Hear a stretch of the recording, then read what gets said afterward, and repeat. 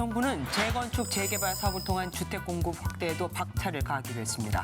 절차를 대폭 줄이고 용적률을 상향해 사업성을 높여주고 서울 아파트값이 20주 연속 오르는 등 아파트값 상승세가 계속되면서 정부가 오늘 추가 주택 공급 확대 방안을 내놨습니다.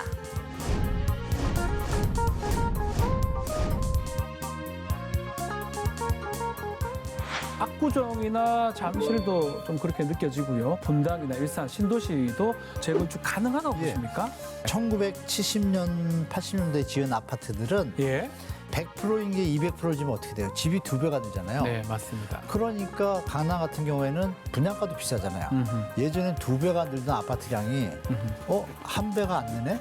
조금밖에 안 느네? 네. 당연히 부담금 문제가 나오잖아요. 그러니까 사업이 잘 안 돼요. 나랑 무슨 상관 있는데.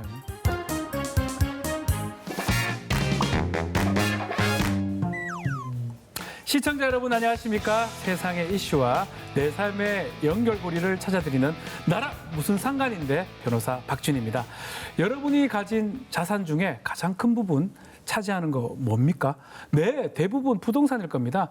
그만큼 부동산을 선택하고 구매하는 것은 우리 일생에서 아주 중요한 이벤트입니다. 그래서 오늘은 지난 시간에 예고했던 대로 정부의 주택 공급 대책으로 속도를 높이기 시작한 재건축, 재개발에 대해서 알아보겠습니다. 부동산 이슈를 명쾌하게 풀어주실 부동산 전문가 한문도 교수와 함께하겠습니다. 안녕하십니까? 네, 안녕하세요.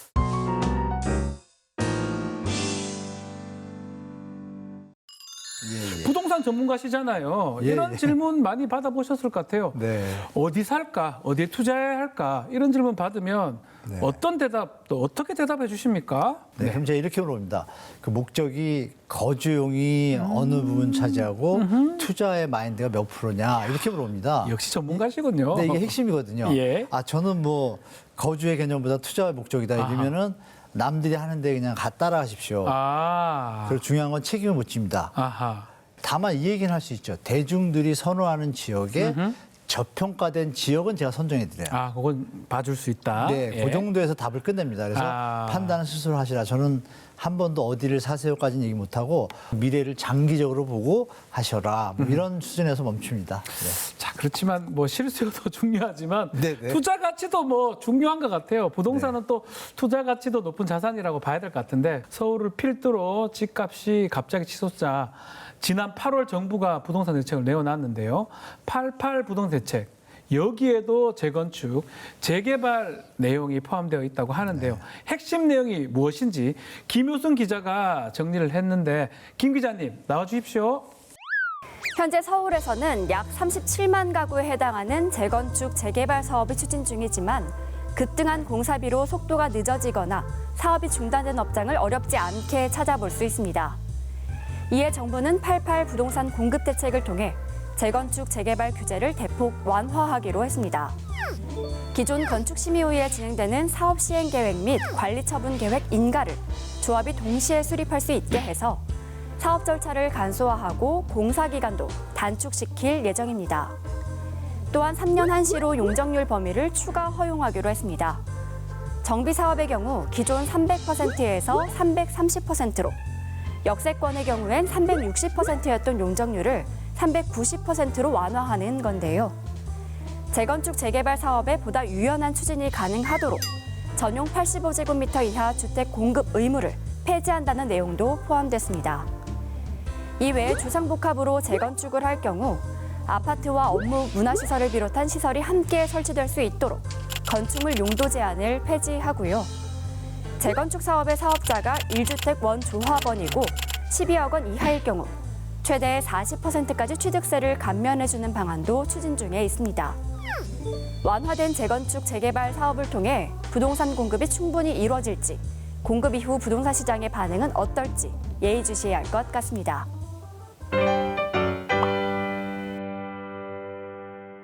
네, 감사합니다. 88 부동산 대책의 주요 내용 살펴봤습니다. 재개발, 재건축 사업에 속도를 내겠다는 의도로 보이는데요. 자세한 이야기 나누기 전에 이걸 한번 정확하게 짚고 넘어가야 될 것 같습니다. 재건축하고 재개발의 이 차이점이 분명히 있다고 보이는데 네네. 좀 설명을 좀 해주시면 좋을 것 같아요. 재건축, 재개발. 뭐 너무 어렵게 생각하실 거 없죠. 네. 우리 재개발할 지역들은 보면은 소방차가 잘 안 들어가죠. 아, 그러네요. 그러니까 쉽게 말하면 도시가스, 예. 뭐 도로, 소방도로, 뭐 파출소 이런 것들이 좀 부지하거나 열악한데 결론적으로 기반시설이라고 그래요. 아하, 그거를 기반시설. 기반시설이 열악한 지역은 네. 재개발을 한다고 보시면 되고요. 재건축은 어때요? 이미 분당 같은 경우 예를 들게요. 네. 그럼 거기는 도로나 가스관이나 신도시가 만들어진 일기 신도시 이미 다 아닙니까? 돼 있잖아요. 예. 도시계획이 예, 예. 소방도로도 있잖아요. 예, 예. 파출소도 있고 다 있잖아요. 예. 그러면 그건 뭐예요? 집만 새로 지면 되죠. 아하하. 이런 개념으로 보시면 되니까 기반 시설이 오호. 열악하고 이러면은 재개발 기반 시설이 충분한데 건축물만 노후됐다. 그러면 이건 재건축 이렇게 보시면 제일 좋습니다. 자, 이해가 법적으로 돼 됩니다. 있습니다. 네. 재건축, 재개발 차이점이 있어 보이는데 네, 네. 지금 재건축, 재개발 촉진법이 발의된 바가 있다고 하는데 네. 또 재건축, 재개발이 워낙 절차가 복잡하고 장기적인 프로젝트니까 좀 이런 절차를 좀 간소화시켜준다 이런 것 같은데요. 정확히 어떤 절차가 주로 드는 겁니까? 이 법이 통과가 되면? 재개발 재건축의 촉진법은 이 간소화 기간이 주는 개념이 아니라요. 예. 요건을 완화한 겁니다. 요건 완화. 제일 중요한 게 뭐냐면 예. 우리 민주주의 국가니까 어느 지역에 있을 때 동네 분들이 한 30% 이상이 반대하면 하기 힘들잖아요. 아하. 재산권을 보여야 되니까. 맞습니다. 그래서 이제 우리가 정한 게 이제 75%입니다. 그래도 75%는 내가 대다수가 원한다 이렇게 볼 수 있잖아요. 근데 이 부분을 이제 70% 낮춰준 거예요. 75에서 70%로 낮춰준 그럼 거네요. 결국은 25%만 반대를 해도 못하던 현장은 30%가 반대를 할 거면 못하는 걸로 좀 완화가 된대. 두 번째 상황은 이제 저 있고 네. 아파트가 한 단지가 있으면 여러 동이 있잖아요. 그렇죠. 동별로도 집합 건물 형태로 해가지고 거기서 2분의 1 이상이 찬성을 해야 한 동이 그래야 이게 민주주의의 다수의 원칙에 맞잖아요. 그렇죠. 2분의 1이에요. 근데 그거를 3분의 1로 완화하겠다는 거예요. 아하. 그래서 이제 재개발 촉진법에는 핵심은 두 개고 그 다음에 이제 부담금을 완화하고 아하. 그리고 이제 사업 시행 인가 후에 이제 분양 공고하고 이럴 때 예전에는 120일 했어요. 그걸 90일로 낮추고 그러니까 전체 사업성의 어떤 중간중간에 팩트만을 좀 줄인 거지 아하. 전체를 줄인 건 아니다 이렇게 예. 보셔야 되고 지금 말씀드린 동별 요 부분이 좀 걸립니다. 마음 왜 아하. 걸리냐? 2분의 1이 아니라 3분의 1이 동의를 했는데 그걸 찬성을 하고 집을 부셔? 아. 이게 좀 제가 볼 때 위헌 소지가 있어요. 아하. 그래서 재개발 재건축 촉진법이 뜻은 좋으나 디테일이 약간 문제점이 있다는 것도 시청자분들이 미리 아시면 좋겠습니다. 지금 서울시가 신속 통합기획 네, 이게 그것도 신통기획 얘기하던데 이게 네네. 정비사업 절차 간소화 관련된 것 같은데 이거랑은 어떤 차이가 있는 겁니까? 그러니까 신통기획은 법적인 요인이 아니고요. 아, 여러분들이 아시는 그 재개발 재건축 과정 중에 그 지구 지정이 되고 이렇게 하다 보면 나중에 심의를 받아야 돼요. 심의. 이게 이렇게 집을 지었을 때 교통에 문제가 없는지, 네. 또 건축적으로 문제가 없는지, 환경에는 문제가 없는지 이 세 개를 갖다 3대 심의라 그래요. 네. 건축, 환경, 교통을 이거를 그저 기존에는 따로따로 했습니다. 순서대로. 건축부터 하고 환경도 하고 교통도 하고 해서 다 통과가 돼야 이제 사업이 이제 진행될 수 있는 지구 지정 막 가는데 예. 이 부분을 갖다가 그전에는 따로따로 하니까 보통 1년에서 2년 걸리니까 이것만 해도 3, 4년 운영 가는 거예요. 너무 오래 걸리네요. 그래서 이거를 그러면 통합하자. 신속 통합.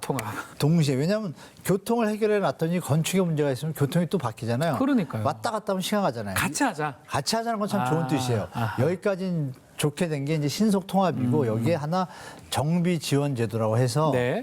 예전에는 지구 단위 계획이라고 있어요. 아파트를 지을 때 자기들만 딱 지으면 안 되잖아요. 전체 주위 환경이랑 맞춰야 되잖아요. 그렇죠. 그거를 맞추는 걸 지구 단위 계획이라고 하는데 이걸 수립하는 과정 중에 이제 주로 지자체에서 했어요. 근데 이걸 서울시가 중간에서 지원 제도를 써서 주민도 모시고 네. 지자체도 모여서 의견을 들은 다음에 다 같이 한꺼번에 잡자. 그럼 네. 그 시간이 줄잖아요. 이런 게 이제 같이 지원된 게 신속 통합이에요. 그러니까 법적으로 제어사항은 없어요. 네. 없지만 행정적으로 조례나 이런 걸 통해 가지고 아하. 빨리 갈 수 있도록 했는데 결정적인 건 뭐냐? 뭐죠? 차이점 분명히 나오죠. 예.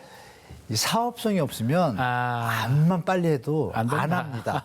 사업성이 있으면은 암만 느리게 하려고 해도 빨리 가게 돼 있습니다. 여기서 잠깐. 도심 내 아파트 공급을 큰 폭으로 늘리기 위해 정비사업 속도전을 준비하는 정부. 재건축 재개발 사업성과 직결되는 사업 절차 간소화, 용적률 인센티브 등의 내용을 담은 재건축 재개발 촉진법을 제정하겠다고 발표했습니다. 하지만 정책 실현 가능성에 대해서는 전문가들이 물음표를 던졌는데요. 이유를 살펴보면 먼저 재건축에 대한 아파트 동별 동의율을 50%에서 30%로 축소하며 기준을 완화했는데 과반수도 아닌 3분의 1 동의로 진행되는 건 위헌의 소지가 있다는 것. 또 재건축 초과이익 환수제 폐지에 대한 여야의 극명한 입장 차이로 합의가 어려울 것으로 예상됩니다. 원안대로 하면 부결 가능성이 높다는 것이죠. 정부의 의도대로 재건축 재개발 촉진법이 시행되기 위해서는 수정과 협의가 반드시 필요해 보입니다. 자, 치소는 집값 잡기 위해서 또 시민의 주거 안정을 위해서 정부가 주택 공급을 택했습니다. 재건축, 재개발도 필요하고요. 그린벨트 해제해서 아파트 짓고 네. 또 아파트 매입해서 분양하고 이런 정책들을 계속 하고 있는데 네. 얼마나 효과가 있으리라 전망하십니까? 88 대책 때 이제 나온 건데요. 네. 대책이 나온 지 일주일도 안 돼서 시장이 약해지기 시작했어요. 현장에 찾아오는 사람도 줄고 대출 문의도 줄고 실제로 이루어진 일이거든요.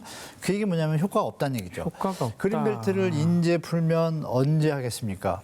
이미 지금 10년, 15년 뒤에 지어질 텐데 한참 지금의 뒤에요. 주택 문제를 해결할 수 없잖아요. 근데 다만 빌라 활성화. 이거는 그나마 빌라가 좀 저평가되고 낮아지는 것에 대해서 좀 거래도 일으키고 또 저평가되는 부분을 막아주는 그런 효과를 봅니다. 네. 자, 쉽지 않다 이 말씀인데 국토연구원 발표 보니까요. 네. 우리나라 30년 이상 노후주택 비중이 2015년도에 16%였는데요. 네. 2022년도에는 23%로 증가를 했다고 합니다. 네. 특히 노후 아파트 증가 속도가 굉장히 빠른데 지금 서울 같은 경우는 압구정이나 잠실도 좀 그렇게 느껴지고요. 네. 수도권 일기시 말했던 분당이나 일산, 신도시도 좀 그런 느낌이 듭니다. 근데 아파트가 재건축하기가 사실상 쉽지가 않은데 이 재건축, 이 부분 재건축 가능하다고 예. 보십니까? 1970년, 80년대에 지은 아파트들은 예. 용적률이라고 아시죠? 예. 그러니까 용적률이 100에서 150%로 지었어요, 아파트를. 그리고 대한민국의 현재 아파트의 법정 상한 용적률은 250, 350 인센티브 제도인데 네. 그러니까 100%인 게 200%를 지면 어떻게 돼요? 집이 2배가 늘잖아요. 네, 맞습니다. 그러니까 강남 같은 경우에는 분양가도 비싸잖아요. 건축비는 똑같잖아요. 강남이든 저 제주도든 건축비는 비슷해요. 그죠? 똑같죠? 뭐 네, 더 거의 돈이 똑같죠. 우리나라 표준 다를 게 건축비가. 없죠. 그런데 분양가가 다르잖아요. 완전 다르죠. 그러니까 100%, 150%일 때는 250%가 되면 2배가 되니까 심하면 돈도 받고 집도 더 받아요. 예. 그런 1970년, 80년대 아파트들이 아하. 30년대 2000년 초반부터 2010년대까지 히트를 친 거예요. 네. 그러면 지금 해당되는 건 어떤 것들이냐? 2000년 초부터 1990년 후반에 지은 것들이거든요. 아. 그 지은 아파트들은 예. 그러면 여러분 생각해 보세요. 예전엔 2배가 늘던 아파트량이 한 배가 안 느네? 조금밖에 안 느네? 네. 당연히 부담금 문제가 나오잖아요. 그러니까 사업이 잘 안 돼요. 네. 그러니까 정부에서 선도지구 뭐 이런 걸 지정하는 형태로 하는 아. 것이고 그럼 다 선도지구를 하면 어떻게 돼요? 다 500%로 지면 홍콩같이 됩니다. 너무 높아지겠죠. 닭장이 되죠. 그러니까 예. 좀 도시계획상 문제가 있죠. 예. 그러니까 여러분들이 생각하실 게 뭐냐. 재건축, 재개발이 로또라는 시절은 1970년대, 80년대 지은 아파트들이고 그 아파트들이었을 때. 그렇죠. 예. 지금부터 돌아오는 재건축, 재개발 대상들은 아하. 그렇지가 않은 거예요. 아, 들어보니까 이해가 되네요. 그러니까 상계중 일단처럼 분담금이 늘어난 거예요. 돈을 받는 게 아니라 아파트 더 받는 건 옛날 일이고. 그럴 바야 못하겠다 해서 스탑이 되고 중지가 될 수 그렇죠. 있는 그럼 여기서 거네요. 250%인데 300%를 올리면 50%가 올라가잖아요. 예. 근데 기부 체납을 또 반하래요. 그렇죠. 그게 계산이 안 맞으니까 단지들이 요새 진도가 많이 안 나가는 잘안 거예요. 간다. 그러니까 이런 문제들이 지금 겹쳐져서 재개발, 재건축에 앞으로는 좀 수지 타산을 정확하게 하시고 접근하셔야지 예. 그동안 언론에서 봐왔던 로또 이거는 그 시대가 좀 지났다. 예. 이걸 좀 아시고 시장에 접하시기 바란다. 시기마다 다르네요. 7, 80년대 네, 맞습니다. 아파트하고 90년대, 2000년대 아파트가 많이 다르죠. 높이가 차이가 나니까 그럼요, 많이 문제가 다르죠. 된다고 봐야 될 것 같고 재건축, 재개발 사업 얘기를 계속 하는데 이게 규모가 매우 큽니다. 그리고 많은 사람이 이해관계가 얽혀 있습니다. 그렇기 때문에 갈등도 많이 발생하고 또 좀 전에 얘기를 많이 했지만 합의가 안 돼서 엎어지는 경우도 있고 결국 어떤 갈등이 좀 주로 일어나고 그 갈등을 해소하는 방법도 말씀을 좀 해주시면 좋을 것 같습니다. 주요 갈등은 이제 예를 들어서 압구정하고 이제 네. 지방을 얘기를 들어볼게요. 압구정은 분양가가 높지 않습니까? 그런데 70층 올리는 거에서 반대를 했어요. 네. 그러니까 서울시에서는 70층이 돼서 랜드마크가 되길 바래요. 압구정에요. 네네. 예. 그런데 주민들이 거의 뭐 70, 80% 반대를 했거든요. 그러면 우리가 생각할 게 뭐냐면 우리 국민들이 70층, 80층 고층을 원하는 게 아니구나. 사람답게 사는 일을 원하는 거가 1번인 거예요. 근데 그동안은 우리가 재개발 재건축을 통해서 투자 수익을 뭐 발생하고 로또고 이런 게 지금 막 매몰됐었잖아요. 예. 근데 아시다시피 저성장 국면 이런 것들이 노출되면서 이게 재건축을 이번에 지었다. 그러면 다음에 어떻게 될까요? 다음 세대. 문제가 되거든요. 그러니까요. 그러니까 우리 국민들이 좀 현명해지기 시작한 거예요. 이거 무조건 고층이 좋지 않구나. 앞으로는 이 시장이 좀 바뀔 것 같아요. 예. 그래서 물론 재개발 재건축 조합원분들한테 좀 죄송하지만 우리 조합원분들도 냉정하게 계산할 필요가 있어요. 왜냐? 내가 부담금을 지금 빌라에 사는데 갑자기 아파트가 생겼는데 빚은 6억을 지게 된다. 그거 하지 말라는 거죠. 네, 그걸 하지 말라 그러잖아요. 예. 재건축도 비슷해요. 그러니까 이런 부분은 이제 계산을 해보시고 주민들이 현명하게 우리가 살기 좋은 곳으로 갈 수 있는 정확한 수지 분석을 하신 다음에 하시면 좋을 것 같습니다. 네. 여기서 잠깐 재건축 재개발이 로또였던 시대는 갔다. 늘어난 건설 비용에 조합원 분담금도 부담될 뿐 아니라 이로 인한 갈등이 생기면서 사업 자체가 무산되는 경우도 있습니다.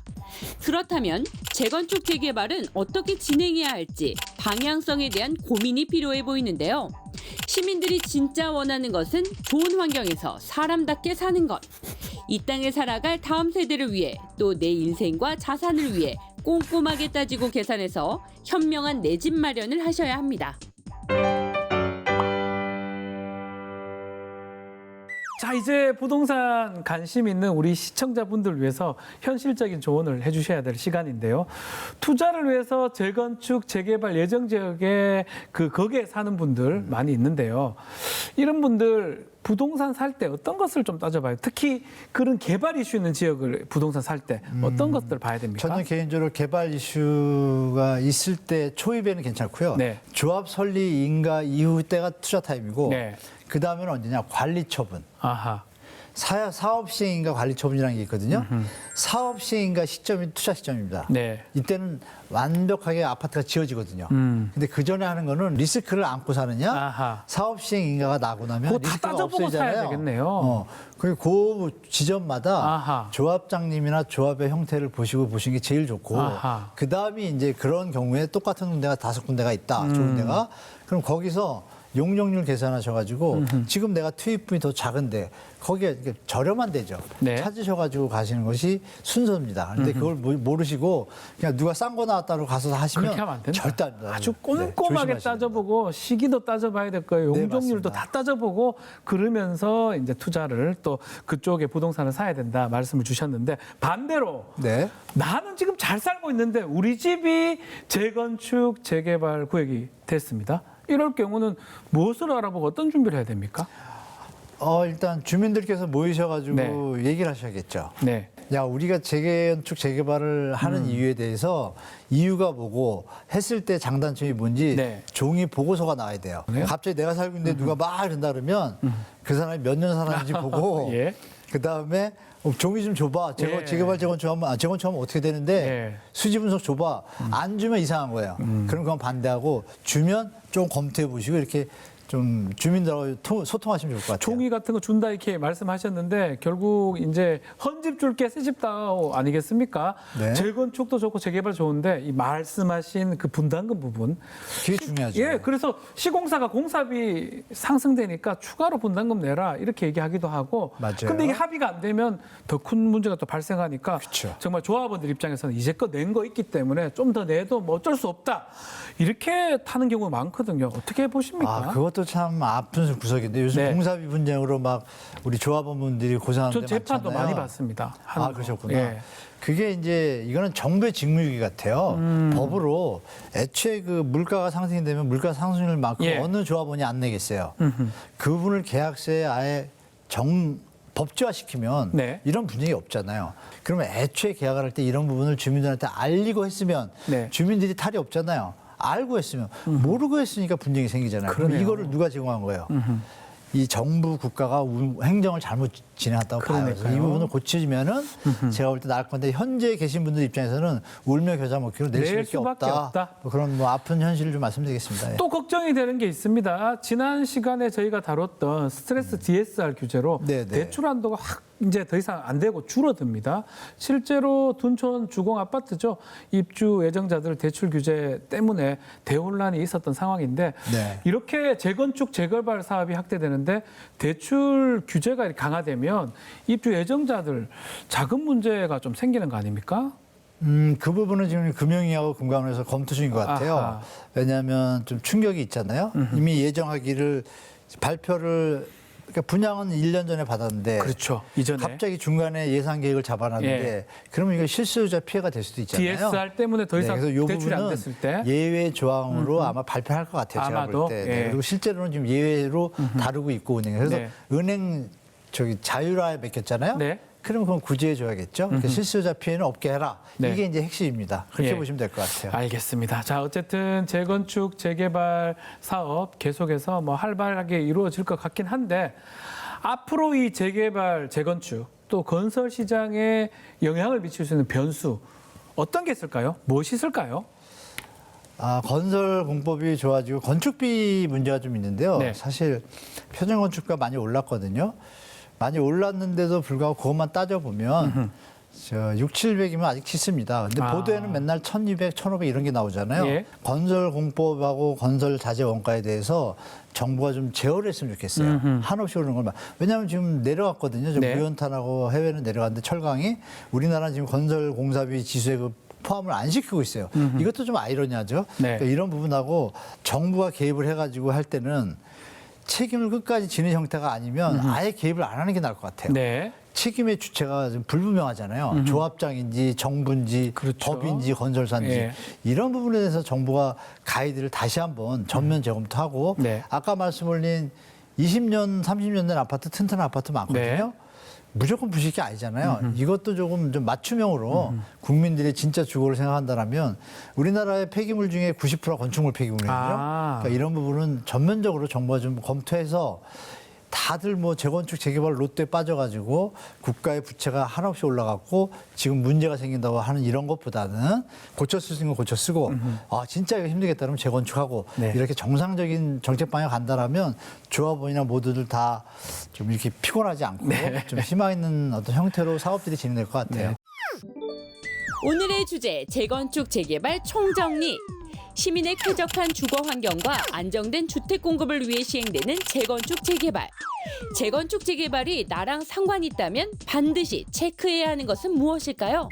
먼저 개발 이슈 지역 부동산을 살 경우 조합 설립인가와 사업 시행인가 승인이 났는지, 조합장과 조합이 건실한지, 또 용적률과 분담금 등을 잘 따져봐야 합니다. 조합원이 된 경우에는 재건축 재개발 수지 분석 보고서가 있는지 확인하고 무엇보다 주민과의 소통이 중요합니다. 우리의 삶에서 가장 중요한 주거, 건설 원가 상승, 대출 규제 등 실수요자들에게 피해가 가지 않도록 정부의 올바른 정책이 필요해 보입니다.